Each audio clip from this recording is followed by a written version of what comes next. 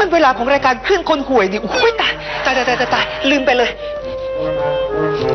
สวัสดีครับพบกันอีกแล้วนะครับกับ 108.357 คลื่นห่วยสำหรับคนห่วยเช่นคุณนะครับเช่นเคยนะครับเราจะให้ทุกคนเปิดสายเข้ามาคุยกันนะครับเล่าเรื่องราวห่วยของตัวเองนะครับว่าเรื่องใครห่วยที่สุดแต่ถ้าถามว่าเรื่องใครห่วยสุดแล้วจะได้อะไรตอบเลยว่าไม่ได้นะครับจะมาหวังอะไรก็เราคลื่นห่วยปะโถสวัสดีครับคือผมยามเหงาครับพี่ดีเจจำผมได้หรือเปล่าครับพี่รุดอีกแล้วอ๋อคุณยามเหงานะครับจำได้สิครับก็ตั้งแต่เปิดรายการนี่ก็มีคุณนะครับที่โทรมาทุกวันอยู่คนเดียวโอ้แต่ผมก็โปรโมทรายการพี่ให้กับทุกคนในคอนโดฟังเลยนะครับอ๋อแล้วครับผม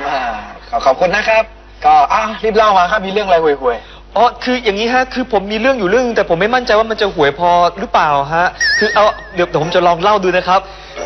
คือพี่ดีเจจำผู้หญิงที่ผมเคยเล่าให้ฟังได้ไหมครับที่ผมแอบหลงรักอะครับคือทุกเช้าเนี่ยเขาจะดื่มน้ำคลอโรฟิลล์ครับในกระติกสีแดงแล้วผมอยากจะให้ส่วนหนึ่งของร่างกายผมเนี่ยไปอยู่ในตัวเธอครับผมก็เลยเลยอะไรครับ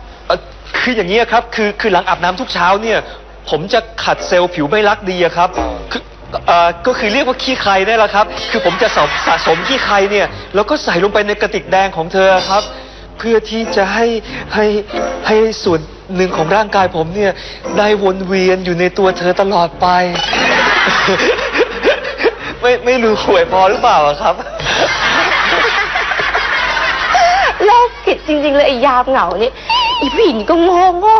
กินขี้ใครเนี่ยได้ทุกวัน